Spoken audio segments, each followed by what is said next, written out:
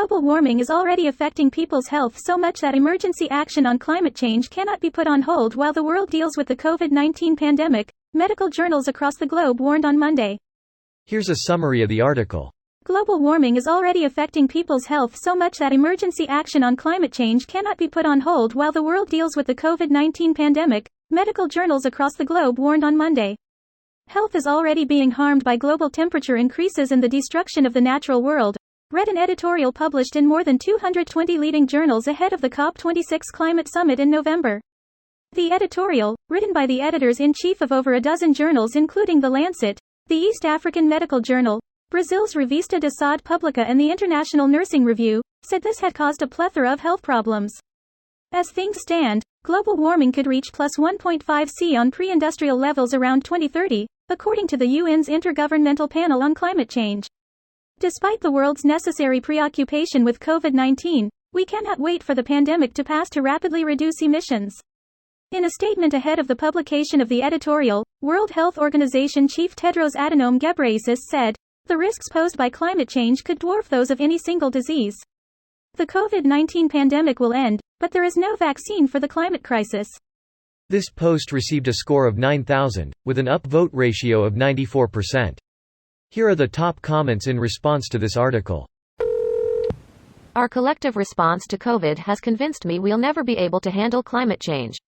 I was skeptical about any concerted action on climate change, but the global reaction and response to SARS-CoV-2 has convinced me that there was never any hope of a global coordination in the first place.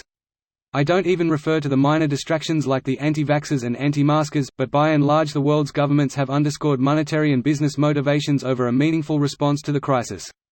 It's been studied and discussed for generations at this point, and we still have trouble convincing large entities and nations that it's even real. Beyond that, I don't envy what the future will face. I think humanity as a whole is going to have some turbulence that makes the last few years look easy.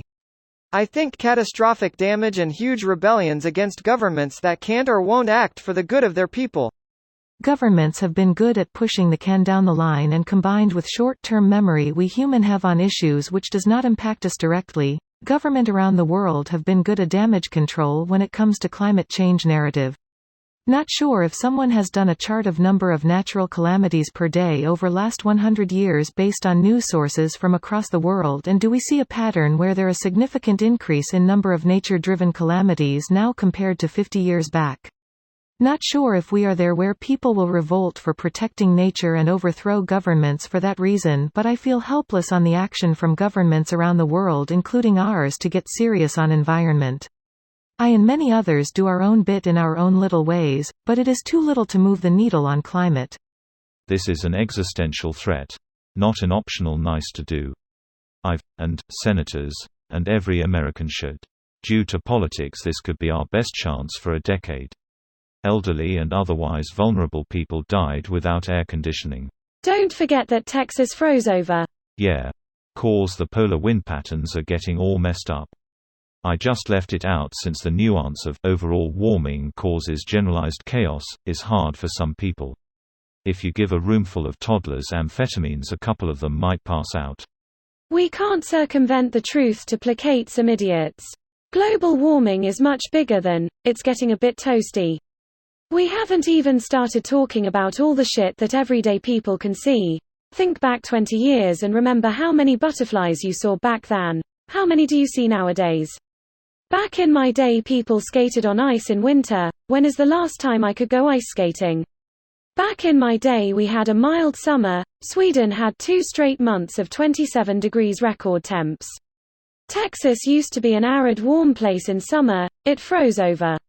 Egypt is fighting for water. If people still think nothing is up, we're doomed. This video was automatically created by Reddit to speech. The article and comments in this video were selected from Reddit according to their upvotes, and any paraphrasing was performed by smmry.com, without any human intervention.